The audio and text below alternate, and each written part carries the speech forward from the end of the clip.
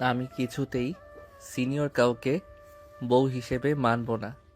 আমাদের বিয়ে হয়ে গেছে আরাফ, এখন আমি তোমার স্ত্রী। আমাকে জোর করে বিয়ে দেওয়া হয়েছে।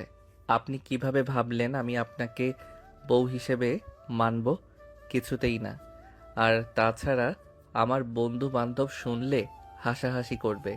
না না, আমি কিছুতেই মানব না এই বিয়ে। কি দর্শকরা কিছুই তো বুঝতে পারছেন না কি হচ্ছে এখানে। ওয়েট, আমি বুঝিয়ে দিচ্ছি। চলুন কিছুক্ষণ আগের থেকে ঘুরে আসি। ফ্ল্যাশব্যাক। কিছুক্ষণ আগের ঘটনা। আরাফ মাত্র কলেজ শেষ করে বাড়িতে এসেছে। ঠিক তখনই তার বাবা তাকে ডেকে পাঠালো। আরাপ, এইদিকে এসো। জি বাবা। আমি তোমার বিয়ে ঠিক করেছি। হোয়াট? কি বলছো এসব? আমি মাত্র পড়াশোনা করছি, এখনই বিয়ে কেন? কারণ বিয়েটা অনেক আগেই ঠিক করে রেখেছি, এখন ঠিক সময় মনে করছি। কিন্তু আমার পড়াশোনা এখনো শেষ হয়নি, এর মধ্যে বিয়ে কিছুতেই করতে পারবো না। তার উপর আমার পছন্দের একটা ব্যাপার আছে, যাকে তাকে বললেই তো বিয়ে করা যায় না। তুমি তাকে চেনো? চিনি মানে? কে সে? আনিসা। কোন আনিসার কথা বলছো বাবা? তোমার মামাতো বোন আনিসা। কি কি বলছেন এসব? উনি আমার থেকে বয়সে বড়। তো কি হয়েছে, 2-1 বছরের বড়, কোনো ব্যাপার না। আমি কিছুতেই বিয়ে করতে পারবো না। আর প্রচণ্ড রাগে হিতাহিত জ্ঞানশূন্য হয়ে গেল। সে কি করবে? তখন তার মা এসে বলল। বিয়েটা করে নে বাবা। আনিশা হয়তো তোর বড়, কিন্তু মেয়েটা খারাপ না, তোকে ভালো রাখবে। মা, তুমি অন্তত এই কথা বলো না। আমার এই কথাটা রাখ বাবা, বিয়েটা করে নে।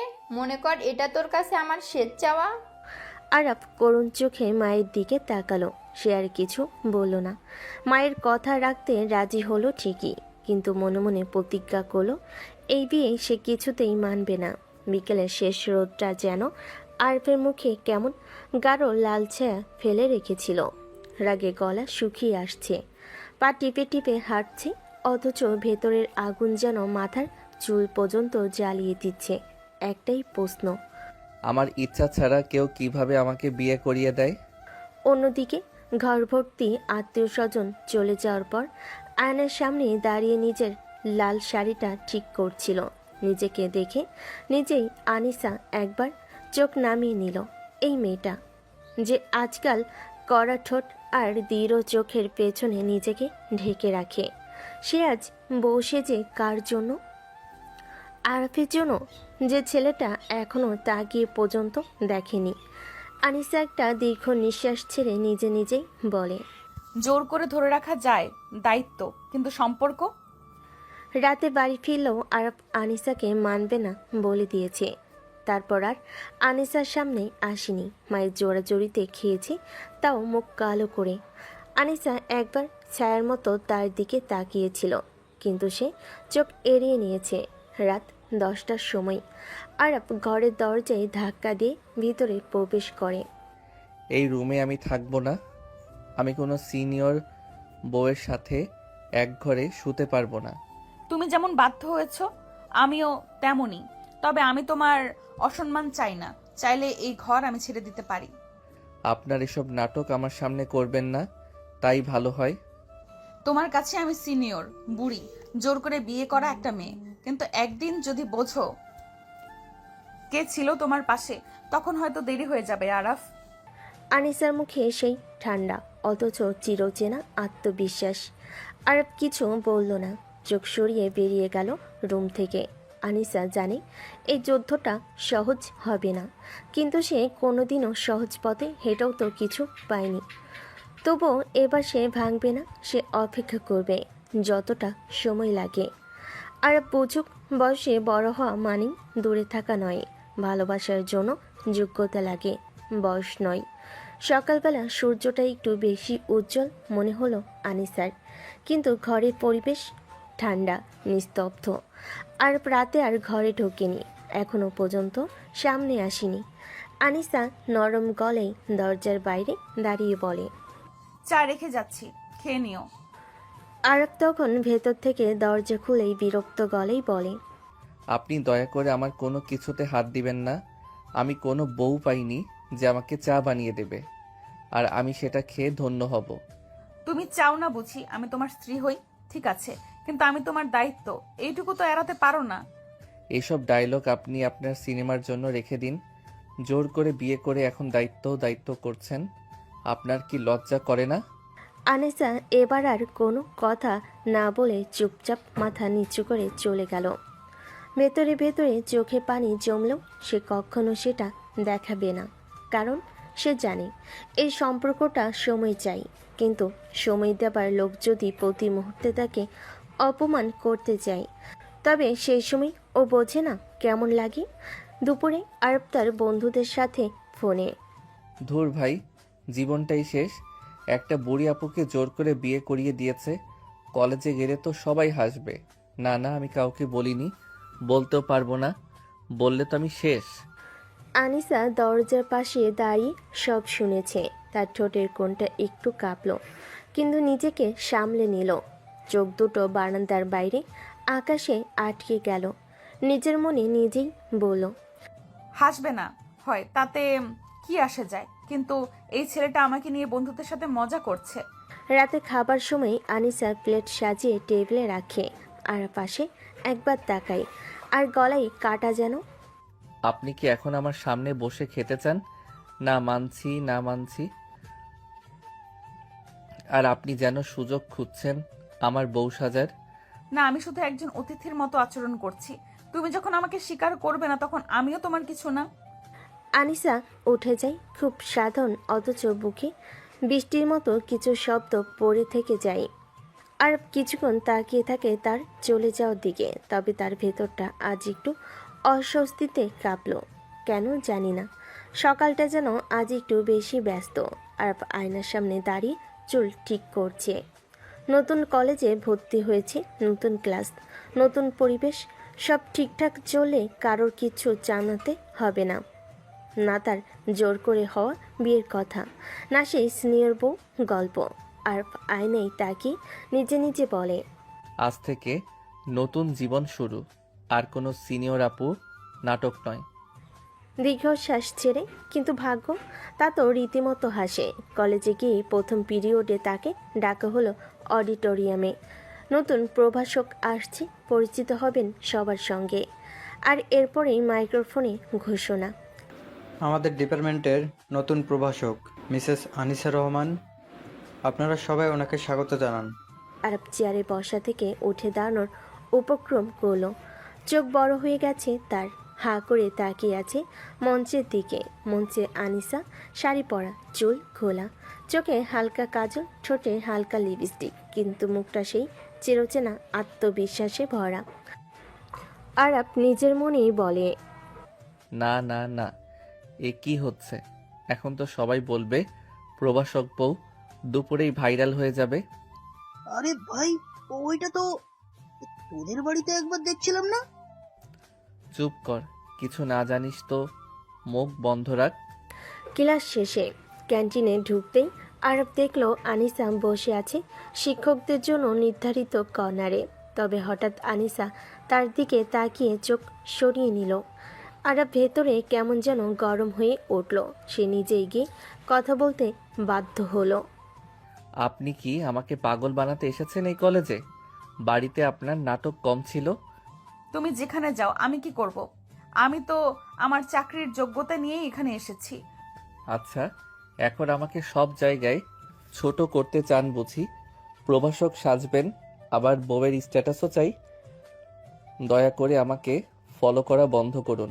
তুমি নিজের গুরুত্ব নিজেই বাড়িয়ে ফেলেছো আরাফ। তোমার পেছনে আমি নই, আমার ভবিষ্যৎ দৌড়াচ্ছে। আরব থতমত খেয়ে গেল। তার চোখে কিছুটা অপমান, কিছুটা রাগ। সে দাঁড়িয়ে রইল কিছুক্ষণ, তারপর বলল, আপনার জন্যই তো কলেজে মুখ দেখাতে লজ্জা লাগে। একটা সিনিয়র জোর করে বিয়ে করে এখন শিক্ষক হয়ে কিল ফেলছে। আনিসা মুখ নামিয়ে নিল, কিন্তু ভেতরে কি ভাঙছিল সেটা বোঝা গেল না। শুধু তার হাতের চেয়ারের কাপটা ঠান্ডা হয়ে গেল অযথায়। পরদিন সকাল, কলেজ ক্যাম্পাসে চারিদিকে সাজ সাজ রব। একটি বড় সাহিত্য ও সংস্কৃতি প্রতিযোগিতার আয়োজন হচ্ছে কলেজে। সবার নাম লিস্ট করা হয়েছে, আর রয়েছে অংশগ্রহণকারী হিসাবে। হঠাৎই ঘোষণাটা হলো। এই ইভেন্টের দায়িত্বে থাকবেন দুজন, মিসেস আনিসা রহমান এবং আহরাব হোসেন। তোমরা একসাথে পুরো কাজটা সামলাবে। আরফ যেন মাথায় বজ্রপাত শুনল। আরফ মনে মনে বলে ওঠে, এবার তো গেছে, এই মহিলা এখন আমার উপর বস হয়ে যাবে। না, কিছুতেই আমি ওর সাথে কাজ করব না। আরাফ, কালকের ইভেন্ট প্ল্যান নিয়ে কথা বলা দরকার আমাদের। আপনি কে আমাকে বলার? প্রভাষক নাকি বউ? দয়া করে আমার কাছ থেকে দূরে থাকুন। কলেজে এসেছেন তো শিক্ষক সেজে থাকুন, বউগিরি করার দরকার নেই। তোমার রাগ থাকুক, আমি কিছু বলছি না, কিন্তু দায়িত্ব তো মুছে ফেলতে পারবে না। তুমি না করলেও আমাকে কাজ করতে হবে। আমি কিছুতেই আপনাকে একজন সহকর্মী মনে করতে পারি না। যে জোর করে আমার জীবনে ঢুকে পড়েছে তার সাথে কোনো কাজ আমি করব না। এই কলেজের সবাই জানুক বা না জানুক, আমি জানি আপনি কি। তার শেষে আনিসা যখন তাকে ধরে একটু আলোচনা করতে চাইল, আনিসা এবার কিছু বলল না, চুপচাপ চলে গেল। তার চোখে অপমান ছিল, কিন্তু সে গিলে নিল। তার পদক্ষেপ ছিল মাপা, কণ্ঠ ছিল নীরব, কিন্তু সেই নীরবতার মাঝেই ছিল এক তীব্র যন্ত্রণা। আরব তৌসিফকে বলে, ভাই, আমি তো ভাবতেও পারিনি কলেজেও এই মহিলা আমাকে জ্বালাবে। বাসায় শান্তি নাই, এখন কলেজেও সব জায়গায় একটা সিনিয়র আপুর ছায়া। এই জন্যই তো আমি বলেছিলাম এই বিয়েটা একরকম জেল। কিন্তু পরের দিন কলেজে এক ঘটনা ঘটে, যেখানে আনিসা একজন ছাত্রীর অপমান থেকে আরবকে বাঁচায়, কিন্তু সেটা সে আরবকে না জানি নিজেই উপরে অপবাদ নেয়। আরব তখনও জানে না আনিসার এই আত্মত্যাগ একদিন তার চোখ খুলে দেবে। কিন্তু এখন আরবের চোখে আনিসা মানেই সমস্যা, মানে রাগ, মানে বিরক্তি। আর এই আগুন যেন প্রতিদিন বাড়তে থাকে। সকাল থেকেই কলেজে উত্তেজনা, ডিবেট কম্পিটিশনের দিন আজ। সবাই টেনশনে, প্রতিযোগিতা নিয়ে ব্যস্ত। আরবও প্রস্তুতি নিচ্ছিল। তার পেপারটা অনেক ভালো হয়েছে, সবাই আশা করছে সে পুরস্কার পাবে। কিন্তু ঠিক সেদিনই ঘটে গেল অনাকাঙ্ক্ষিত একটা ঘটনা। এক ছাত্রী নাম আফসানা অভিযোগ করল আরব তার সাথে বাজে ব্যবহার করেছে। একটা ভুল বোঝাবুঝি, কিন্তু তাতে জল ঘোলা হয়ে গেল। শিক্ষকরা আর ডিন স্যার সবাই ডেকে পাঠালেন আরবকে। আরব নির্বাক, সে জানে সে কিছুই করেনি। কিন্তু ঠিক তখনই আনিসা সামনে এসে বলল, স্যার, বিষয়টা আসলে ঠিক তা না। আমি নিজের চোখে দেখেছি আফসানা ভুল বুঝেছে, যা বলছে সেটা হয়নি। তুমি নিশ্চিত আনিসা? সবাই চুপ। পরিস্থিতি ঠান্ডা হয়ে গেল। আরব রক্ষা পেল বড় একটা অপবাদ থেকে। কিন্তু যখন সবাই চলে গেল, আরব হঠাৎ আনিসার দিকে ঘুরে দাঁড়ালো। তার চোখে কৃতজ্ঞতা তো দূরের কথা, বরং আগুন। আপনি কে আমার পক্ষ নিতে যাবেন? আপনি কি ভাবেন এই একটা কথা বলে আমি কৃতজ্ঞ হয়ে যাব? আমি শুধু সত্য বলেছি।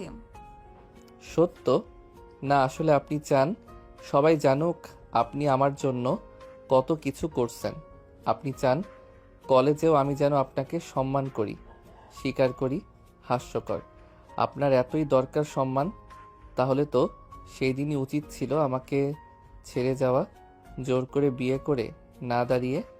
আনিসা চুপ, গাল টিপে চেপে ধরা, চোখে জল জমলেও মাটির দিকে তাকিয়ে রইল। সব জায়গায় আপনি আমাকে কন্ট্রোল করতে চান, বউ সেজে, শিক্ষক সেজে, এখন আবার বাঁচানোর মহান সেজে। আপনার নাটক আমার গলায় কাটা হয়ে গেছে। তুমি যা ভাবো ভাবো, কিন্তু সত্য তো বদলায় না আরাফ। আজ যদি না দাঁড়াতাম, তুমি হয়তো খুব বড় একটা কলঙ্ক কপালে নিতেও পারতে। তাহলে তো আপনার কাছে ঋণী হয়ে গেলাম, তাই না? খুব দুঃখিত। আমি আপনার কোনো দয়া চাই না। আপনি নিজের লাইনে থাকুন, আমিও আমার মতো বাঁচি। আনিসা আবার একবার চুপ করে রইল। এই প্রথম তার চোখে লুকানো একটা দগদগে দুঃখ দেখা গেল, কিন্তু সে মুখে কিছুই বলল না, শুধু ধীরে ধীরে বলল, তুমি আমায় যে যত অপমান করো, আমি একদিনও তোমার সম্মান চাইবো না। আমি শুধু চাই তুমি একদিন বোঝো কারা চুপচাপ থেকেও পাশে থাকে।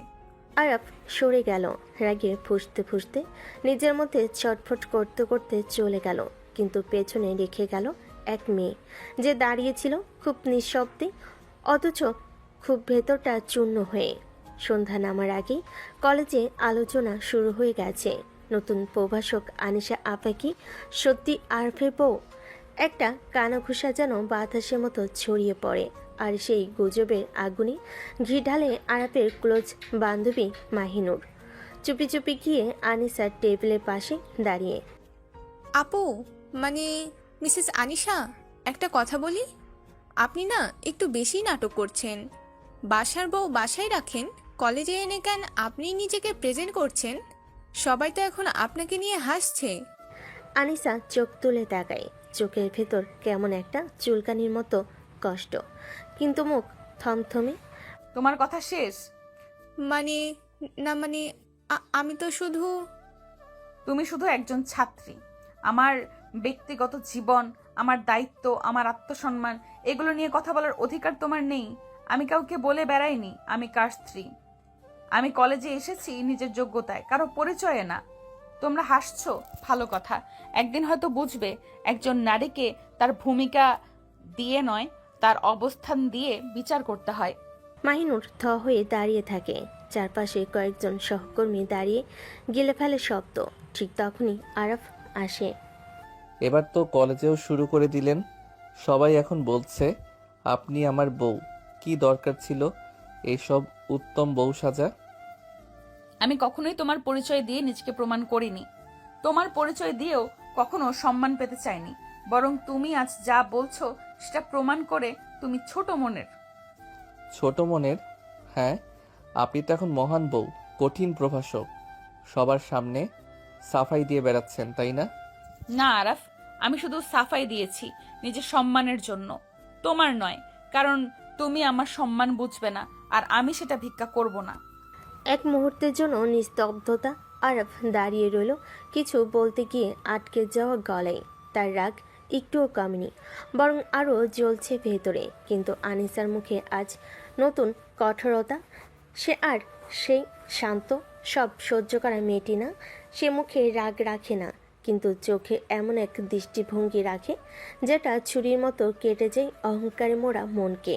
ঘরটা নিঃশব্দ, দেওয়াল ঘড়ির টিকটিক শব্দটা যেন বিস্ফোরণের মতো কানে লাগছে আনিসার।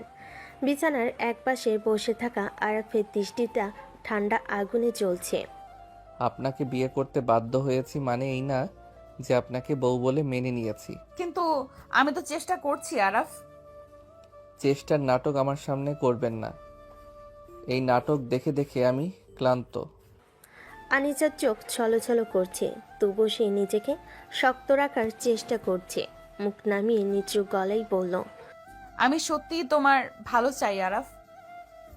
আমার ভালো চাওয়ার অভিনয় করার দরকার নেই। নিজের জায়গা জানেন, দরকার হলে এই ঘরে থাকেন, কিন্তু আমার জীবনে ঢোকার চেষ্টা করবেন না। বলে সে উঠে দাঁড়ালো। দরজার দিকে পা বাড়িয়ে থেমে গেল এক মুহূর্ত। তার কণ্ঠে হালকা কাঁপন, কিন্তু চোখে বরফের মতো ঠান্ডা রাগ। এই বিয়েটা আমার জন্য একটা শাস্তি, ভুলে যাবেন না আপনি। দরজাটা ধীরে ধীরে খুলে বেরিয়ে গেল সে। তার পেছনে পড়ে রইল আনিসা, চোখের কোণেই জমে থাকা নীরব কান্না নিয়ে। পারিবারিক ডাইনিং রুমে সকালের নাস্তা, সবার সামনে টেবিল সাজানো। আনিসা চুপচাপ সবার জন্য পরোটা পরিবেশন করছে, আর বসে আছে এক কোণায় ঠান্ডা মুখে মোবাইল ঘাঁটছে। তখনই আনিসা তার প্লেটের দিকে একটা গরম রুটি এগিয়ে দিল। এটা খাও, গরম গরম করেছি তোমার জন্য। আর তখনই আরাফ হঠাৎ চেয়ারে পেছনে হেলে বসে, মোবাইলটা টেবিলে ফেলে পড়ল এক ঠান্ডা কিন্তু তীক্ষ্ণ কণ্ঠে, আপনার এসব ভালোবাসার অভিনয় রাখেন নিজের কাছে আনিসা। চাচা চাচি মা বাবা সবাই থমকে গেল। চাচি বলেন, আরাফ, এটা কিভাবে কথা বলছো? মা প্লিজ, সবাই ভাবছে এই মেয়ে আমার বউ। শুধু একটা কাগজে সই দিয়ে কেউ স্ত্রী হয় না। আমি কখনোই তোমার জীবন দখল করতে চাইনি আরাফ। শুধু নয়, আমি কি একবারও বলেছি আমি আপনাকে চাই? আমি কি চেয়েছিলাম আপনার মতো একজন সিনিয়র আপুকে বিয়ে করতে? আমার পুরো জীবনটা নষ্ট হয়ে গেছে। আরাপ, এটা বাড়ি, এখানে ওর প্রতি এমন অসম্মান করতে পারো না। সম্মান? সে যদি এতটাই সম্মান পেত তাহলে জোর করে বিয়ে করাতেন না। এখন এই মেয়েটাকে প্রতিদিন সহ্য করাটাই আমার শাস্তি। আনিসার মুখ নিস্তব্ধ, চোখে জল টলমল করলেও সে কাউকে দেখে না। ঠোঁট শক্ত করে চেপে ধরে বলে, ঠিক আছে আরাফ, তুমি চাইলে আমি আজ থেকে দূরে সরে যাব, কিন্তু মনে রেখো তোমাকে জোর করে কিছু করানোর চেষ্টা আমি করিনি। সম্মান যদি না দিতে পারো, অপমান করার অধিকারটাও আপনার নেই। আর তার দিক থেকে মুখ ঘুরিয়ে নেয়। আনিসা ধীরে ধীরে উঠে চলে যায়, মাথা নিচু কিন্তু মেরুদণ্ড সোজা। তার অভিমানী চোখে তখনও লড়ের স্পষ্ট ছাপ। আনিসার রুমের দরজাটা ভেতর থেকে বন্ধ। জানালার পাশে চুপচাপ বসে আছে আনিসা। ওর কোলে পড়ে থাকা ওড়নাটা ভিজে গেছে অশ্রুতে। আরফের বলা প্রতিটা শব্দ যেন ওর বুকের ভেতরে কাচের টুকরোর মতো বিচ্ছে। আনিসা নিজে নিজে বলে, তুমিই তো ছিলে আমার ছোট সেই শৈশবের বন্ধু, তুমিই তো ছিলে আমার সবচেয়ে কাছের মানুষ। কিভাবে পারলে এতটা তুচ্ছ করতে আমাকে? ওর চোখে এখনো কষ্ট, অভিমান আর অশ্রুতে ধুয়ে যাওয়া স্বপ্ন। সেদিনের রোদেলা সম্পর্কটা আজ যেন ছায়ে ঢাকা। আমি কি খুব খারাপ? তোমার স্ত্রী হিসেবে আমাকে কেউ চাপিয়ে দিয়েছে বলেই কি আমার এতটুকু মর্যাদা নেই আরাফ? ও বিছানায় মুখ গুজে চিৎকার করে কেঁদে উঠল, কিন্তু আবার নিজেই নিজেকে শক্ত করে তুলল। কাঁদতে কাঁদতে ফিস ফিস করে বলল। আনিসার চোখের পানি মোছার চেষ্টা করে। তুমি হয়তো জানো না, আমি কখনো তোমার আপনি হতে পারিনি। তুমি ছিলে, তুমি আছো, আর আমি আজও তোমার সেই তুমি বলার সাহস হারাইনি। একটু থেমে আনিসা নিজেই নিজেকে বলল, তুমি হয়তো কোনোদিন বুঝবেও না। আমি শুধু বউ হতে আসিনি তোমার জীবনে, আমি আসতে চেয়েছিলাম তোমার পাশে দাঁড়াতে, কিন্তু তুমি তো আমাকে শুধু ছায়া ভেবেই এড়িয়ে গেলে। ও জানালার পর্দা সরিয়ে আকাশের দিকে তাকালো। চোখে তখনও জল, কিন্তু কণ্ঠে ভাঙ্গা সুরের মধ্যে এক অদ্ভুত শক্তি। তুমি আমাকে অপমান করতে পারো, ঘৃণা করতে পারো, কিন্তু একদিন ঠিক বুঝবে তোমার সবচেয়ে আপন তুমিটাই ছিল আমি। ঘরটা নিঃশব্দ। রাত প্রায় 12টা। সবাই ঘুমিয়ে পড়েছে। বারান্দায় বসে নিঃশব্দে ফোনে কিছু কাজ করছে আরাফ। হঠাৎই পেছন থেকে আস্তে করে দরজাটা খোলে। একটু কথা বলতে পারি আরাফ? আপনার আর আমার মাঝে কোনো কথা বাকি নেই। আমি শুধু আজ রাতে একটা কথা বলতে এসেছি। তুমি চাও না বুঝি, কিন্তু আমি চেয়েছিলাম তুমি আমাকে একবার অন্তত সত্যি করে দেখো। আরাফ উঠে দাঁড়ালো, তার চোখে বিরক্তি। আবার সেই নাটক? আপনি আসলে কি চাচ্ছেন আমার কাছ থেকে? দয়া, সহানুভূতি? না, আমি কিচ্ছু চাই না, কিন্তু আমি আজ আর সইতে পারছি না। নিজের চোখে তোমার এই অবহেলা আর সহ্য হয় না। আনিসা এগিয়ে এলো আর পেঁচাতে চাইল, কিন্তু হঠাৎই সময় থেমে গেল। আনিসা কাঁপা কাঁপা হাতে আরফের মুখটা ধরল আর চোখের পানি নিয়ে হঠাৎই একটা চুমু খেয়ে ফেলো তার ঠোঁটে। এক মুহূর্তের জন্য দুজনেই স্থির। তারপর আরফ চোখ লাল করে ধাক্কা দিয়ে পেছনে সরে গিয়ে বলল, আপনি কি পাগল হয়ে গেছেন? এটা কি ধরনের আচরণ? আপনি তো এতটা নিচে নামবেন ভাবিনি আমি। আনিসা যেন শব্দহীন হয়ে গেছে, চোখে শুধু অশ্রু, ঠোঁট কাঁপছে। সে বোঝে না সে কি করলো, কেন করলো, শুধু বুকের ভিতরটা হাহাকার করে উঠছে। আপনি ভাবছেন আমি আপনার এই নাটকে পড়ে যাব? এই আবেগ, এই কাঁদুনি দেখিয়ে আপনি আবার অনুভূতি কিনতে পারবেন? আমি কিছু কিনতে চাইনি আরাফ, আমি শুধু তোমাকে ছুতে চেয়েছিলাম একটিবার। আপনি নিজেকে ছোট করেছেন, আর কিছু না। আজ থেকে আমার সামনে আসবেন না। আমি আপনার প্রতি যতটুকু সম্মান রাখার চেষ্টা করছিলাম, আজ আপনি সেটাও শেষ করে দিলেন। আরাফ চলে যায়। দরজা ধপ করে বন্ধ হয়। আনিসা চুপচাপ দাঁড়িয়ে থাকে। ঠোঁটে তখনও সেই মুহূর্তে কাঁপা স্পর্শ, কিন্তু চোখ থেকে অবিরাম অশ্রু ঝরছে। ঘড়ির কাঁটা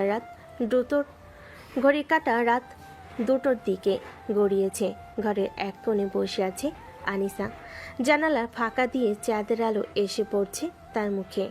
মুখটা ফ্যাকাশে, চোখ ফুলে গেছে, কিন্তু তার চোখে এখন আর কান্না নেই, শুধু নিঃশব্দ নিস্তব্ধতা।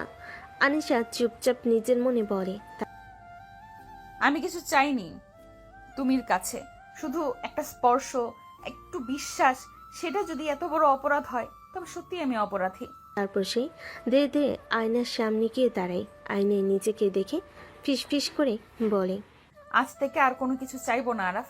তুমি যেমন চাও ঠিক তেমন ভাবেই আমি থাকবো। তোমার জীবনে না থেকে থেকেও যাব। পাশের ঘরে আরাফ উঠে বসে। জানালার কাছ দিয়ে দেখতে পাচ্ছে আনিসার ছায়া। ওর চোখে এখন আর আগুনে, বরং এক ধরনের চাপা ঘৃণা।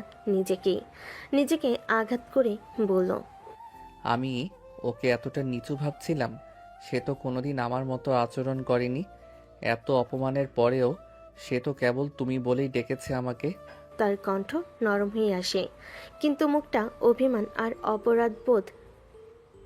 আর অপরাধবোধে পাথর হয়ে থাকে। আপনি বলেই দূরে রাখার চেষ্টা করছিলাম, অথচ সে একবারও আমাকে আপনি বলে দেয়নি। সকালে ঘুম ভাঙলে আনিসার ঘর খালি। সে নাস্তার টেবিলে নেই।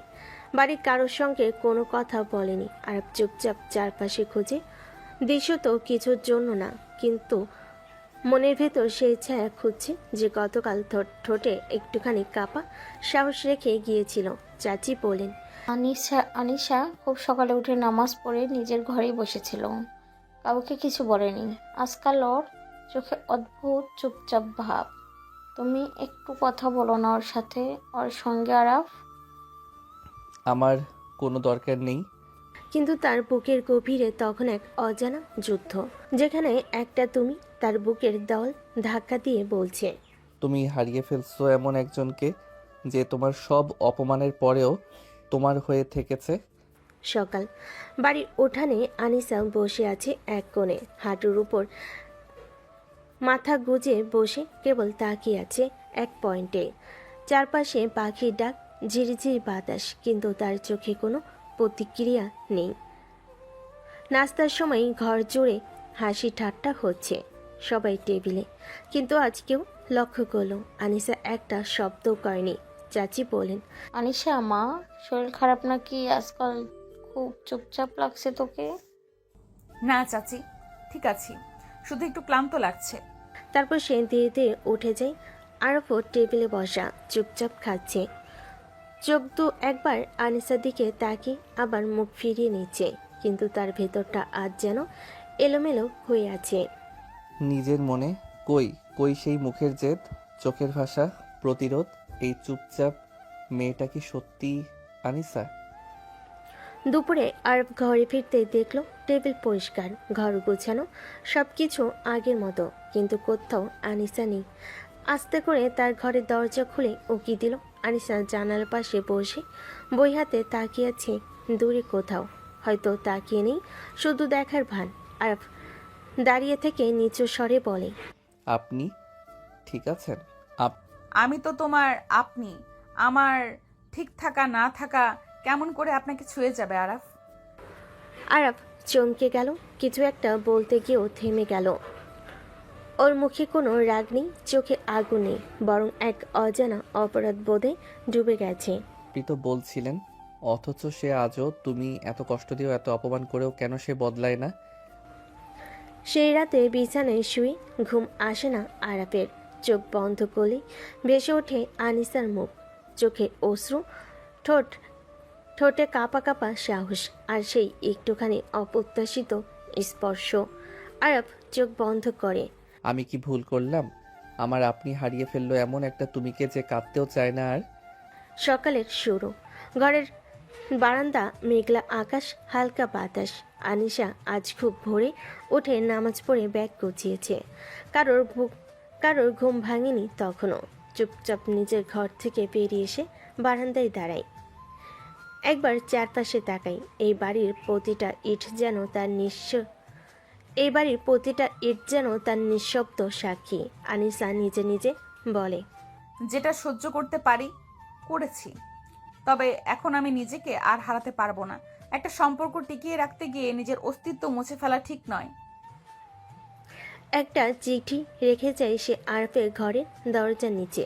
তাতে লেখা ছিল, আমি চলে যাচ্ছি আরাফ। তোমার চোখে আমি যেমনটা ছিলাম আমি তেমনটা নই। এটা বোঝাতে গিয়ে আমি নিজেকেই হারিয়ে ফেলেছি। আমি তুমি বলতে বলতে ক্লান্ত হয়ে গেছি, আর আপনি বলতে বলতেই ব্যস্ত। ভালো থেকো, চেষ্টা করব আমিও ভালো থাকার। দুপুর নাগাদ তখন সবাই খুঁজতে শুরু করে। তখনই বাড়িতে অশান্তি ছড়িয়ে পড়ে। আর আনিশা কোথায় গেল? তার ঘর তো খালি, ফোনও বন্ধ। চুপচাপ ছিল, কিন্তু তার হাতের মুঠোয় তখন সেই চিঠি, যেটা পড়ে তার চোখের ভাষা বোঝা যাচ্ছিল না। ও বাবার বাড়ি চলে গেছে? কি বলছো কিছু না বলে? না, কিছু বলে যায়নি, তবে আমি জানি আমি বলার মতো কিছু রাখিনি তার জন্য। রাত গভীর হলে আর বারান্দায় দাঁড়িয়ে থাকে। তার চোখে আকাশ নয়, শুধু একটাই প্রশ্ন, কেন চলে গেল তুমি? কিন্তু উত্তর আসে না। শুধু বাতাসে ভেসে বেড়ায় আনিসার রেখে যাওয়া সেই শেষ লাইন। তুমি বলতে বলতে ক্লান্ত হয়ে গেছি। ফ্ল্যাশব্যাক। ভোর 5টা। পুরো বাড়ি তখন ঘুমে ডুবে। আনিসা ধীরে ধীরে আলমারি থেকে একটা ব্যাগ টেনে বের করলো। তেমন বেশি কিছু নেয়নি, শুধু কিছু জামা কাপড়, প্রিয় একটা বই আর মায়ের একটা ছবি।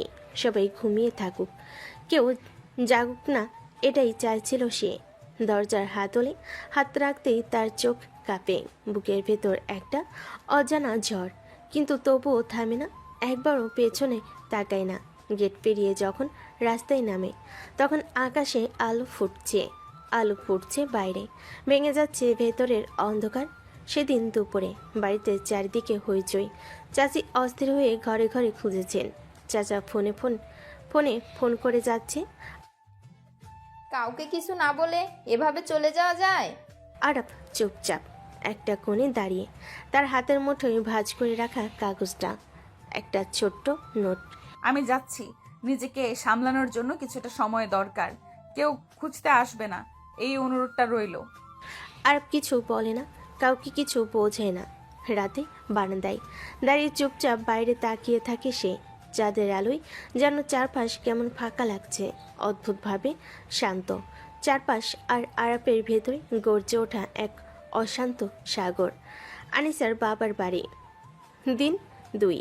আনিসা একটা নতুন রুটিন শুরু করেছে। ভোরে উঠে কোরআন তিলাওয়াত, রান্নাঘরে মাকে সাহায্য, বিকেলে বারান্দায় বসে কিছু লেখা। বাড়ির সবাই জানে ওর মুখে হাসি নেই, কিন্তু চোখে আছে একটা বোবা শক্তি, যা একদিন বলেন, কিছু বলতে ইচ্ছা করে না।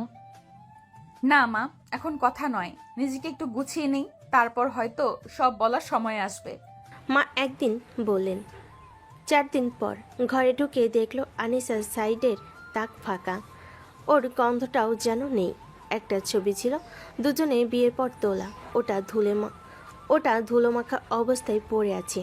আর সেটার দিকে তাকিয়ে থাকে কিছুক্ষণ, তারপর নিচু স্বরে বলল, সব সময় মনে করতাম আমি ঠিক, কিন্তু হয়তো আমি শুধু নিজের রাগ দেখিয়েছি, বুঝিনি কি হারিয়ে ফেলছি। রাজউদ্দিন ভার্সিটি ইংরেজি বিভাগের ক্লাসরুম। দুপুর গড়িয়ে বিকেল। ইংরেজি বিভাগের ক্লাস চলছে। সাদা শাড়ি আর গম্ভীর চেহারায় সদ্য জয়েন করা লেকচারার মিস আনিসা হায়দার ক্লাসে ঢুকে পুরো ব্যাচকে চুপ করিয়ে দিলেন। শুরু থেকে তার ভিতরে এক ধরনের চাপা রাগ আর কঠোরতা।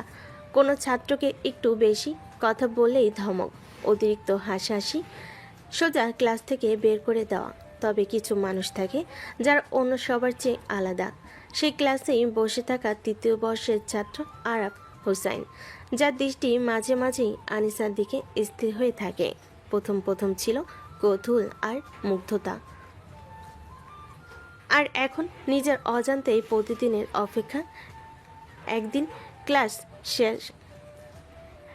ক্লাস শেষে সব ছাত্রছাত্রী বেরিয়ে যাচ্ছে, আর পিছনে দাঁড়িয়ে আনিসা টেবিলে ফাইল গুছাচ্ছেন। ম্যাম, একটা প্রশ্ন ছিল। সিলেবাস দেওয়া আছে, দেখে নিও। মানে আমি একটু আলাদা করে বুঝতে চাচ্ছিলাম। আমি কি তোমার ব্যক্তিগত শিক্ষক? ক্লাসে যখন বোঝো না তখন মনোযোগ দাও, আলাদা করে সময় নেই আমার। আর মুখ নিচু করে বের হয়ে যায়। বন্ধুরা হাসে। হাই, এই টিচার না হিমালয়? বরফও এর পাশে গলে যায়। পরের কয়েকদিনে আরাফ ক্লাসে নিয়মিত বসে, সামনে থেকে শুনে। যখন আনিসা হেঁটে যায় ক্লাসের মধ্যে, তার চোখে যেন নিজের অজান্তেই মুগ্ধতা জমে। একদিন করিডোরে আনিসাকে দেখে এগিয়ে এলো আর আপনার পড়ানো স্টাইলটা অন্যরকম, খুব ভালো লাগে। ছাত্ররা ভালোভাবে পড়লে সেটা আমার স্টাইল না, দায়িত্ব। তোমার মতো ছাত্রদের ফ্লার্টিং শুনে আমি প্রভাবিত হই না। থমকে দাঁড়িয়ে গেল, কিছু বলার সুযোগ পেল না বন্ধুদের আড্ডায়। আরে ওই ম্যাডামের পিছনে ঘোরাঘুরি বাদ দিয়ে তিনি কোনো ছাত্রকে পাত্তা দেয় না। জানি, তবু জানি ওনার মধ্যে কিছু আছে যা ভাঙা যায় না, কিন্তু টানা যায়। কলেজের পিছনের মাঠ, সন্ধ্যা, সূর্য ডুবে যাচ্ছে ধীরে ধীরে। পুরো মাঠটা শুনশান। আর একা বসে আছে গাছতলায়, চোখ তার সামনে, কিন্তু মন উকি দিয়ে যাচ্ছে কোথাও এক জায়গায়।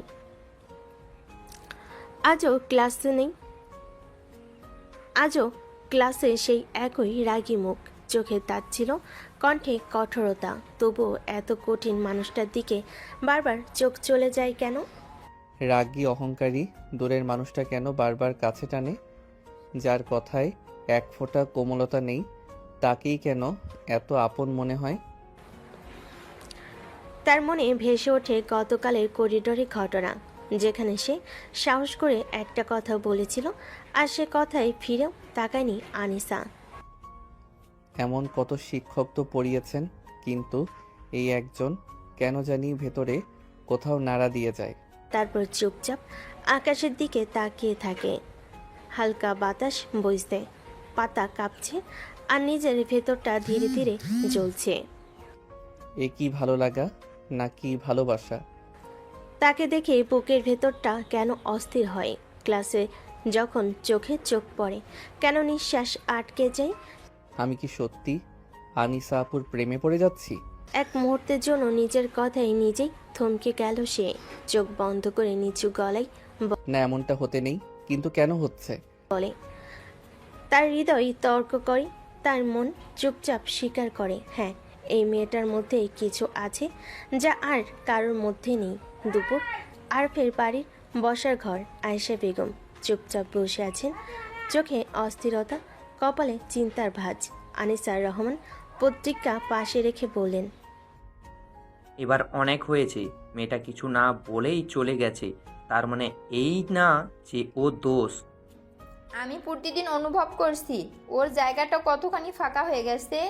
এই ঘরে ওর মতো শান্ত মানুষটা ছিল বলেই এত কিছু চলতো। একটু থেমে বললেন, পরে আমি আর থাকতে পারছি না, আমি নিজে যাব আনিশাকে আনতে। আমি যাচ্ছি তোমার সঙ্গে। দিন আনিসার বাবার বাড়ি। ঘরের সামনে গাড়ি থেমেছে। আয়েশা নেমি দরজায় কড়া নাড়লেন। ভেতর থেকে আনিসা মা বের হয়ে এলেন। আপা, আপনি এই সময়ে? আনিশার সঙ্গে একটু দেখা করতে এসেছি ভাবি। মা কিছু না বলে ডাকলেন, আনিসা, মা, তোমার শাশুড়ি এসেছে তোমার সঙ্গে দেখা করতে। আনিসা ধীরে ধীরে বেরিয়ে এলো, চোখে বিস্ময়, আচরণ শান্ত, কোনো আবেগ নেই, কোনো প্রশ্নও না। শাশুড়ি এগিয়ে গিয়ে ওর হাত ধরলেন। মা, ফিরে চলো, তোমার মতো মেয়ের পাশে না থাকলে সংসার তো সংসার থাকে না। আমি কাউকে কিছু না বলে চলে এসেছি, সেটা সত্যি, কিন্তু সেটা ছিল নিজের জন্য, সম্মান রক্ষা করার জন্য। তুমিই তো এই পরিবারের সম্মান। আরাফ হয়তো বুঝে উঠতে পারেনি, কিন্তু আমরা বুঝি। আনিসা নিচু গলায় বলল, যদি কখনো মনে হয় এই ঘরে আমার প্রয়োজন আছে, আমাকে শুধু আনতে নয় সম্মান দিতে জানে, তবে আমি ফিরবো, কিন্তু আপাতত কিছুটা সময় চাই। আয়েশা বেগম চোখ মুছলেন, বলেন, মা, সময় তোমার হবে, জায়গাও তোমারই থাকবে, শুধু জেনে রাখো কত মার ঘর তোমার জন্য অপেক্ষা করছে। ফিরতি পথে গাড়ির মধ্যে বাবা বলেন, ছেলেটাকে এখন মানুষ হতে হবে, একটা মেয়েকে বুঝতে শেখানোই আমাদের দায়িত্ব। মা জানালার দিকে তাকিয়ে বলেন, কখনো কখনো কঠিন মেয়েরাই সবচেয়ে নরম ভালোবাসা নিয়ে আসে, আর তেমন একটা মেয়েকে ছাড়া আমাদের আরাপ অসম্পূর্ণ। রাতে আরবের ঘর নিঃশব্দ। টেবিলে ছড়িয়ে আছে নোটবুক, ফাইল,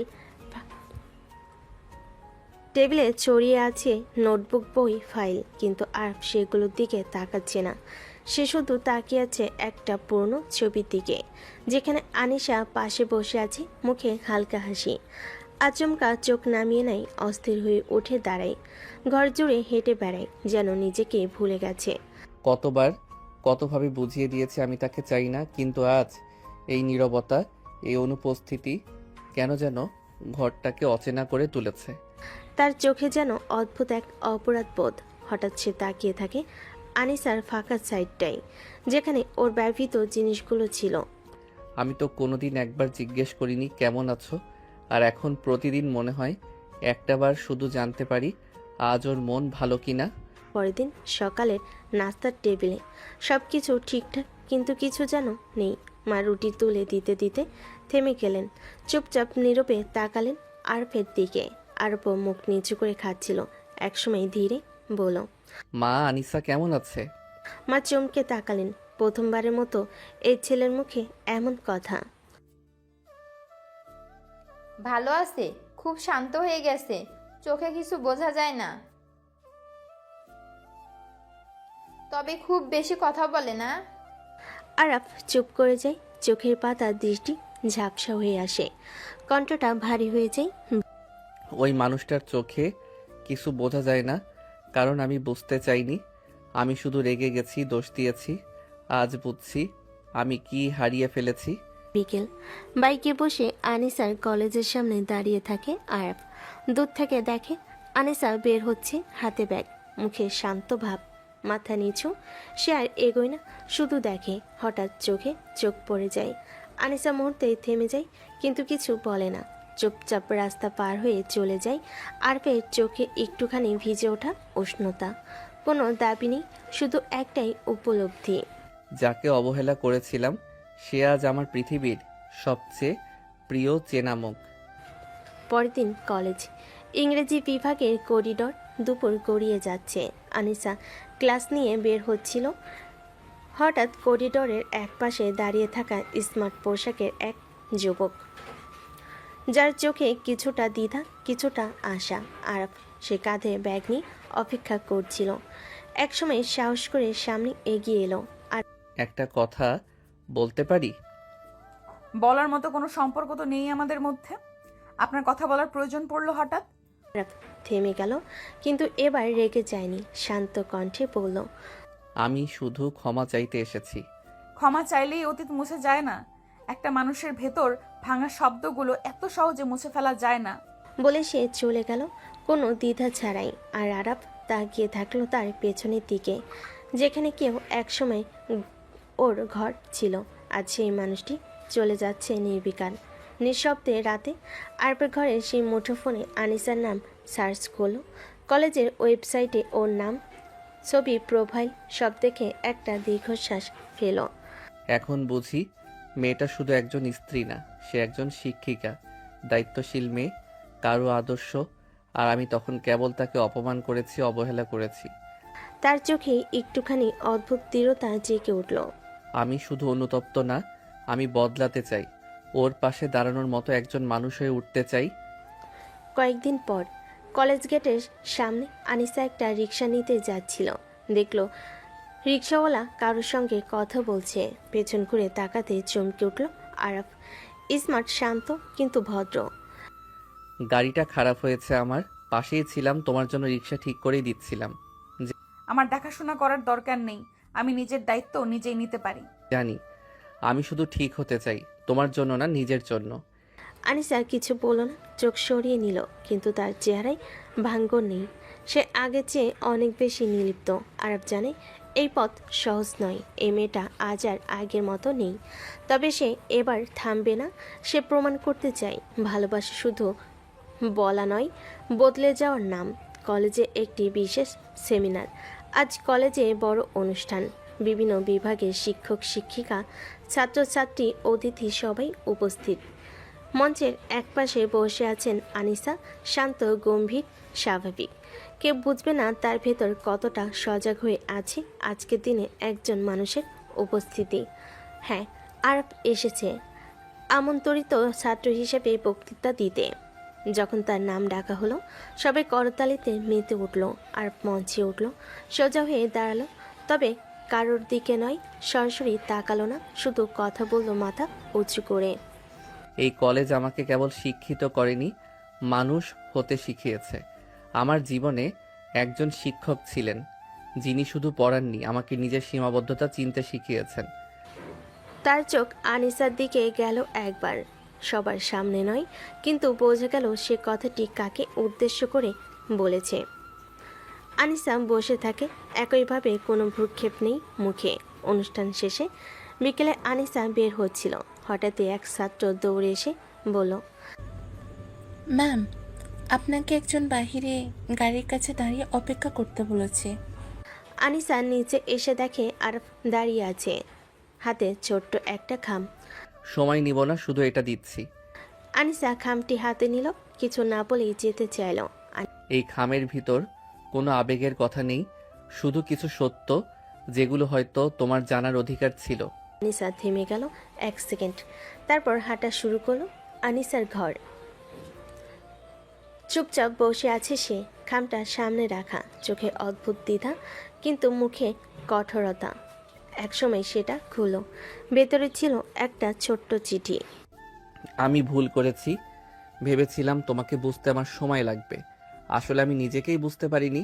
তুমি ফিরে এসো, আমি তোমাকে প্রমাণ করতে চাই এই বদলে যাওয়া শুধুই তোমার জন্য নয়, তুমি ছাড়া আমি অপূর্ণ একজন মানুষ।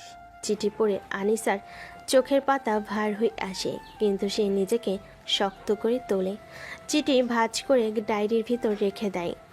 বদলে গেছো বুঝি, কিন্তু আমি এখনো ভাঙিনি। ফিরে যাও। ফিরে যাওয়া মানেই আবার সেই যন্ত্রণায় পা রাখা নয় তো। সকালে আনিসার বাবার বাড়ি। আনিসা আয়নার সামনে দাঁড়িয়ে, পরনে হালকা রঙের সালোয়ার কামিজ, চোখে শান্তি, মুখে স্থিরতা, কিন্তু ভেতরে অনেক হিসেব করে নেওয়া সিদ্ধান্ত। মা পাশে এসে দাঁড়ালেন। ফিরছিস? সব ভেবে নিয়েই তো। ফিরছি, কিন্তু এখন ওর পরিবারটা আমারও, তবে এবার কারো দয়া বা অনুরোধে নয়। ফিরছি নিজের জায়গায় দাঁড়িয়ে থাকার জন্য। আরাফের বাড়ি। দুপুরে ঘরে আলো, সবাই ব্যস্ত, প্রস্তুত। মা বারবার দরজার দিকে তাকাচ্ছেন, আরাফ চুপচাপ দাঁড়িয়ে। হঠাৎ একটা গাড়ি থামে গেটের সামনে, নেমে আসে আনিসা, সবাই ছুটে আসে সামনে। মা জড়িয়ে ধরেন। মা, ফিরে আসলে সত্যি? আনিসা হালকা হাসে, মাথা নিচু করে বলে, হ্যাঁ ফুপি, নিজের ঘরে ফিরছি। না। আরব এগিয়ে আসলো। আনিসা একবারও তার চোখের দিকে তাকায় না। রাত, ডাইনিং টেবিল, সবাই একসাথে বসে খাচ্ছে। আরব বারবার চেষ্টা করে আনিসার দিকে তাকাতে, কিছু বলতে। খাবারটা বেশি ঝাল হয়নি তো? একদম ঠিক আছে। শুধু এইটুকু, কোনো হাসি নেই, কোনো চোখে চোখ পড়া নেই। সে শুধু পরিবারের সঙ্গে কথা বলছে, আর আরব যেন সেখানে একজন অপরিচিত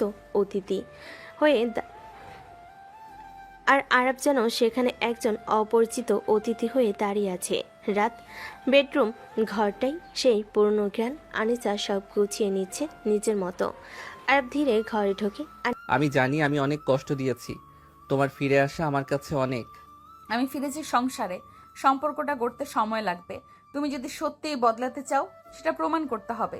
আমি প্রস্তুত আছি। আনিসা তাকায় না, আলমারির দিকে মুখ করে বলতে থাকে, আমি প্রস্তুত নিজের সীমারেখা তৈরি করে চলার জন্য। পরের দিন সকালে ঘরের লোকেরা দেখে আনিসা উঠে ভরে নামাজ পড়ে রান্না করেছে, ছাদে গাছে ওয়াটার করেছে। আয়েশা বেগম বাজার লিস্ট করছে, কিন্তু আনিসা একবারও আরফের দিকে ফিরেও তাকায়নি, না চোখে না কথায়। মা, তোমার না একটু বিশ্রাম দরকার ছিল? আমি তো গেস্ট না ফুপুমণি, এই ঘর আমারও, তাই কাজটাও আমার দায়িত্ব। আয়েশা বেগমের চোখ ভিজে উঠল। আর দূরে দাঁড়িয়ে শুনছিল সব, কিন্তু তার জন্য কোনো উত্তর ছিল না, কোনো হাসিও না। দুপুর, ঘর। আরাফ আস্তে আস্তে করে রুমে ঢোকে।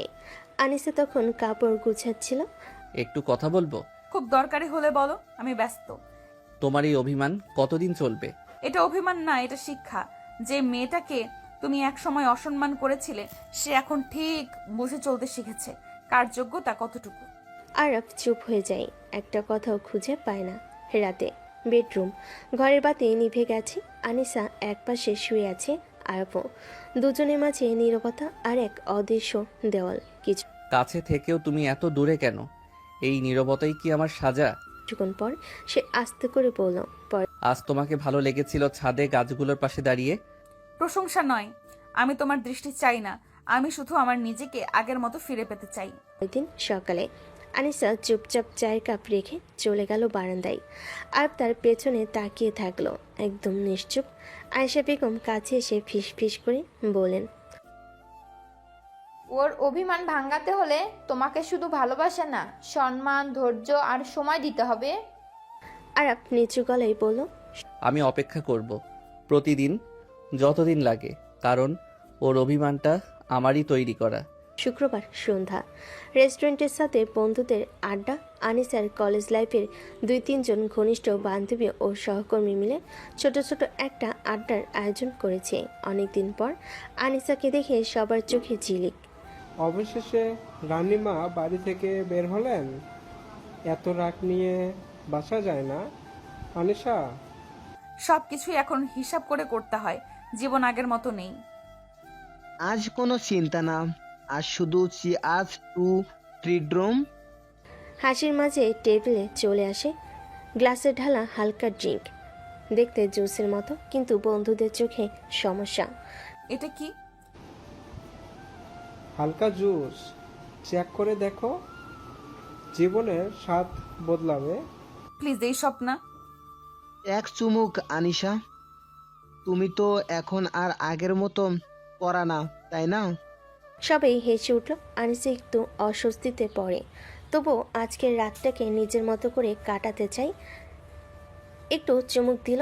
ঘন্টাখানেক পরে আনিসা কিছুটা আবেশে, চোখ ভারী হয়ে এসেছে, হাসছে কিন্তু কথা অস্পষ্ট, চোখে ক্লান্তি, ঠোঁটে অদ্ভুত নীরবতা। তুমি ঠিক আছো তো? ঠিক মানে কাকে বলে ঠিক থাকা? এই হঠাৎ কেউ এসে পাশে দাঁড়ায় আরব, তার মুখ কঠিন, চোখে রাগ জ্বলছে। বন্ধুদের একজন তাকিয়ে বলে, তুমি এখানে?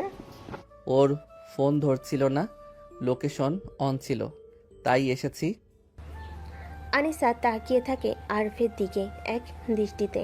লোকটা আমায় দেখে এখনো ভাবছে আমি আগের মতো আছি, কিন্তু না, আমি এখন অন্যরকম। আমিও মানুষ, ভুল করতে পারি, দুর্বল হতে পারি। আরব তার হাত ধরে উঠে দাঁড় করায়, চোখে রাগ কিন্তু মুখে কিছু বলে না। বউকে না পেয়ে খোঁজ করতে এসেছো নাকি নিজের ভুলের শাস্তি দেখতে? তোমাকে এই অবস্থায় দেখে গর্ব করতে পারছি না, কিন্তু দায়টা আমার। এই ছায়া মানুষটাকে বানানোর দায় আমার। আরব দম নিয়ে বলে।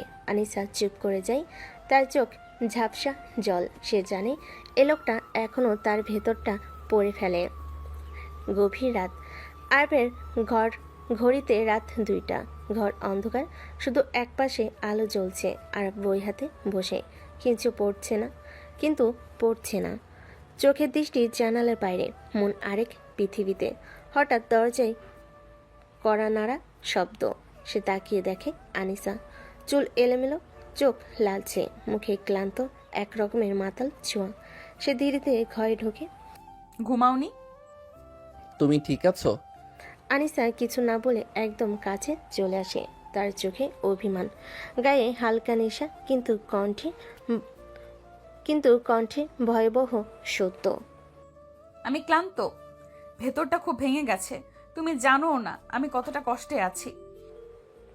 সে আচমকা আরফের বুকে মাথা রাখে। আরব থমকে যায়, দুহাত তুলে থেমে থাকে, চোবে না, ধাক্কাও দেবে না। আমি শুধু একটা রাত, এই রাতটা চাই তোমার পাশে থাকতে। সে আবারও এগিয়ে আসে, কোমরে হাত রাখে, তার চোখে জল। আমি চাই তুমি আমাকে অনুভব করো, যেন আমি কিভাবে প্রতিদিন নিজেকে গিলে ফেলি। আরব এক চুলও নড়ে না, তার মুখ কঠিন, গলা ভারী। তুমি এখন ঠিক নেই আনিসা, তুমি সকালে এসব কিছু মনে রাখবে না। তোমার সম্মতি এখন সত্যি না। আমি তো তোমার স্ত্রী, আমার কোনো অধিকার নেই? আছে, সব অধিকার আছে, তাই তো তোমার শরীর না। আমি তোমার সম্মান আগলে রাখছি। সে আস্তে করে আনিসার হাত ধরে বিছানায় বসায়, তার মাথায় হাত বুলিয়ে দেয়। ঘুমাও আনিসা, আজ না, আজ শুধু শান্ত হয়ে ঘুমাও। আনিসা কোনো কথা শুনে না। সে আরাফের কাছে আসতে চায়, আরফ আবার বাধা দেয়। প্লিজ কাছে এসো না, সকালে তুমি সব ভুলে যাবে, আমাকে কথা শোনাবে। কিছু ভুলবো না আমি, আমাকে একটু আদর করো প্লিজ, আমি আর এভাবে থাকতে পারছি না। আরাফ তাকালো আনিসার দিকে, তার চোখে কেমন নেশা নিয়ে তাকিয়ে আছে তার দিকে। ঠোঁট দুটো তিত্তির করে কাঁপছে, যেন চাচ্ছে এই ঠোঁট কারোর দখলে যাক। আরাফ বেশিক্ষণ তাকিয়ে থাকতে পারল না। সে এক ঘরের মধ্যে চলে গেল, আঁকড়ে ধরল আনিসার ঠোঁট। পাগলের মতো কিস করতে লাগলো, যেন এটারই অপেক্ষায় ছিল এতদিন। আনিসা আরফের ঠোঁটে স্পর্শে পাগল হয়ে গেল। আরফের এক হাত আনিসার সারা শরীরে বিচরণ করছে। আনিসা উন্মোদনা আরও বেড়ে গেল। পুরো ঘর জুড়ে তাদের নিঃশ্বাসের শব্দ। কিছুক্ষণের মধ্যেই তারা একে অপরের মাঝে ডুব দিল। সকালে আরফের ঘরে আনিসা ধীরে ধীরে জেগে উঠে বসে, চোখে ক্লান্তি, মাথায় ভার। চারপাশে তাকে এক মুহূর্তের জন্য থমকে যায়। তার পরনে জামা কাপড় কিছুটা এলোমেলো। আলমারির আয়নাতে নিজেকে দেখে চোখ বড় হয়ে যায়। এটা এটা কিভাবে সম্ভব? আমি তো হঠাৎ দরজায় কড়া নাড়ার শব্দ। আরাফ ভেতরে এসে পড়ল। জেগে উঠেছ, পানি খাবে? আনিসার চোখে এক ঝলক ক্ষোভের আগুন। আরাফ, তুমি এটা কি করলে? কি মানে? আমি যদি কিছুই মনে না রাখি, তার মানে এই না তুমি তুমি কিভাবে পারলে আমার সম্মতি ছাড়া? হতবাক, চোখ বিস্ময়ে বড় হয়ে গেল। না না আনিসা, আমি কিছু করিনি, তুমি এসেছিলে, মাতাল ছিলে, আমি শুধু। কি করেছিলে? সুযোগ নিয়েছিলে, সুযোগের সদ্ব্যবহার করেই দিলে। আমি আমি কিছু করতে চাইনি, তুমি জোর করে কাছে এসেছো। সম্মান, আজ তুমি যেটা করেছো সেটা কোনো ভালোবাসা নয়, এটা লজ্জা, নোংরামি, আমার প্রতি অসম্মান। আরাফ এক পা পিছিয়ে গেল, চোখে জল আটকাতে পারল না এবার। আরাফ চুপ করে যায়। সে জানে আনিসা এখন নিজের রাগ, ভয় আর অপমানের অনুভূতিতে ডুবে আছে। তাকে এখন কোনো কথা বোঝানো যাবে না। সে দরজা খুলে চুপচাপ চলে যায়। আনিসা পেছন ফিরে তাকায় না। সেদিন রাতে আরাফ একা বসে, চোখ লালচে আভা, হাতে আনিসার সেই চিরকুট যেখানে একসময় লেখা ছিল, ঘুমাও, আমি পাশে আছি। আরাফ ফিস ফিস করে বলল, আজ তুমি ভাবছো আমি তোমার শরীর চাই, কিন্তু আমি চাইছিলাম শুধু তোমার বিশ্বাসটা। সকালে ডাইনিং টেবিলে সাজানো নাস্তা, চা, রুটি, ফল সব কিছু আছে, শুধু শব্দ নেই। আনিসা চুপচাপ খাচ্ছে, আয়েশা বেগম কথা বলছেন, কাজের মেয়ে হাঁটছে। আর শুধু তাকিয়ে আছে আনিসার দিকেই, কখনো চোখ মেলে, কখনো চোখ সরায়। মানে তোমার মাথা ঠিক আছে তো গতকালের পর? আনিসা চাই চুমুক দেয়, কোনো উত্তর নেই, কোনো রিয়াকশন নেই। সে যেন কোনো আরাফ নামের মানুষকেই চেনে না। দুপুরে বারান্দায় আনিসা একা বসে বই পড়ছে। হাওয়া লাগছে চুলে, চোখে ক্লান্তি, কিন্তু মুখে আগুনের মতো ভাব। আর পেছনে এসে দাঁড়ায়, কিছুক্ষণ চুপচাপ দেখে, তারপর সাহস করে বলে, কথা না বললে কিভাবে ঠিক করব সব? চুপ থেকেও অনেকে অনেক কিছু বুঝিয়ে দেয়। কিন্তু আমি কিছু ভুল করিনি। আনিসা পৃষ্ঠা উল্টায়, মুখে কণামাত্র ভাবান্তর নেই। রাত, যখন কেউ নিজের অবস্থান হারিয়ে ফেলে, তখন সঠিক কথাও মিথ্যে শোনায়। বেডরুমে আনিসা ঘুমিয়ে পড়েছে, একপাশে মুখ ফিরিয়ে। আরাফ চুপচাপ বসে তাকিয়ে আছে। কতটা ভুল বোঝালে একটা মানুষ এমন বরফ হয়ে যায়? একবার শুধু যদি বলে তুমি ছিলে, পাশে ছিলে। সে আনিসার দিকে হাত বায়, কিন্তু শেষ মুহূর্তে থেমে যায়, নিজেকে গুটিয়ে নেয়, চোখে জল আসে। আমার কথা একবারও শুনবে না? একবারও? পরের দিন ভোরে আরাফ বারান্দায় দাঁড়িয়ে, চা ঠান্ডা হয়ে গেছে হাতে। আনিসা হেঁটে যাচ্ছিল পাশ দিয়ে। আরাফ তাকালো, হেসে বলল, চাইলে তোমাকে গাড়িতে কলেজে নামিয়ে দিতে পারি। আনিসা এক মুহূর্ত থেমে তাকায়, তারপর এমনভাবে চলে গেল যেন কাউকে কিছু বলে সময় নষ্ট। কলেজে দুপুরে ক্লাস শেষে আনিসা বের হচ্ছিল, হঠাৎ ফোনে একটা অচেনা পিছন থেকে ডেকে উঠল, আরে সুন্দরী, কোথায় যাচ্ছ? আমাদের দিকে একটু তাকিয়ে যাও। এই কথা বলে কিছু ছেলে মিলে আনিসাকে ঘিরে ধরল। যে আনিসাকে বাজেভাবে স্পর্শ করতে যাবে, হুট করে একটা ছেলে এসে তাদের মারতে লাগলো। মুখ কাপড় দিয়ে ঢাকা, যার কারণে তার মুখ দেখা যাচ্ছে না। ছেলেগুলো মার খেয়ে ভয় পালিয়ে গেল। যেটা ছেলেটা কাপড় ঢাকা দিয়ে এসেছিল সেই ছেলেটা চলে গেল। মারামারি করতে গিয়ে ছেলেটার মাথায় লেগেছে, মাথা দিয়ে রক্ত পড়ছিল। আনিসা দেখেছে, কিন্তু ছেলেটার কাছে এগিয়ে যাওয়ার সাহস হয়নি তার। আনিসা শুধু দূরে দাঁড়িয়ে মনে মনে ভাবছে, কে ছিল সে? আনিসার গলা শুকিয়ে যায়। তার চোখে ভেসে ওঠে আরাফের কথা। রাতে বাসায় আয়েশা বেগম ব্যস্ত কিচেনে কাজ করছেন। আনিসা আস্তে করে দরজার ফাঁক দিয়ে দেখে আরাফ মাথায় ব্যান্ডেজ নিয়ে শুয়ে আছে। আয়েশা বেগমের মুখে শুনে ফেলে, আর কত করবে এই ছেলেটা? মাথায় 2টা সেলাই পড়েছে, তবুও আনিশার নাম নেয় না, সে যেন জানতেই না পারে। আনিসার হাতে ধরা পানির গ্লাস কাঁপতে থাকে। সে আস্তে করে নিজের রুমে চলে যায়, বিছানায় বসে মাথা নিচু করে। আমি কি তাহলে ভুল বুঝেছি? আমি যাকে ভাবছিলাম নিজেকে জোর করে সামনে আনছে, সে তো আসলে সব করছে দূর থেকে নীরবে। সে চোখ বন্ধ করে ফেলে। দুটো গরম জল গড়িয়ে পড়ে গাল বেয়ে। পরের দিন ভোরে আনিসা উঠে দেখে দরজার নিচে একটা ছোট্ট চিরকুট গুজে রাখা। চিরকুটে লেখা, তুমি না চাইলেও আমি তোমার পাশে আছি। তোমার অভিমান, তোমার রাগ সবই আমার প্রাপ্য। শুধু জানো, যদি আবার বিপদে পড়ো, প্রথমে আমিই আসবো। আনিসা চিরকুটটা বুকের ওপর রাখে। চোখের কোণে হাসি নেই, কিন্তু ঠোঁট কেঁপে ওঠে। এতটা নীরব থেকেও এতটা পাশে থাকা যায়? দুপুরে আয়েশা বেগমের ঘর। আয়েশা বেগম আজ সারাদিন চুপচাপ। আরফের মাথায় ব্যান্ডেজ, আর আনিসা দিনের পর দিন কেমন যেন একটা দেওয়াল তুলে চলেছে। যেন কিছু আছে, শুধু তাদের চোখে চোখ পড়ে না, কথা হয় না। আয়েশা বেগম গভীর ভেবে বসে আছেন। একসময় উঠে গিয়ে নিজে আনিসার ঘরের দরজায় নক করেন। ফুপুমণি, কিছু দরকার? হ্যাঁ মা, কিছু কথা দরকার তোমার সাথে একান্তে। আনিসা সরে দাঁড়ায়। আয়েশা বেগম ঘরে এসে খাটে বসেন। একদিন তোমার আর আরাফের বিয়েটা নিয়ে আমি অনেক আশা করেছিলাম। ভাবছিলাম 2টা শক্ত মানুষ যখন এক হয়, তখন সংসার হয় বটগাছের মতো ছায়াময় রক্ষাকারী। শক্ত মানুষ ভুল করে না। করে মা, তাই তো তাকে মানুষ বলে। আর ভুলের চেয়ে বড় কি জানো? ভুল বুঝে বসে থাকা, সেটা সম্পর্ককে খেয়ে ফেলে। আয়েশা বেগম আনিসার হাতটা ধরে বলেন, আমার আরাফ মেয়ে হলে তোমার জায়গায় থাকলে আমি তাকেও বলতাম, তুমি ভুল করছো মা, গিয়ে মাপ চাও।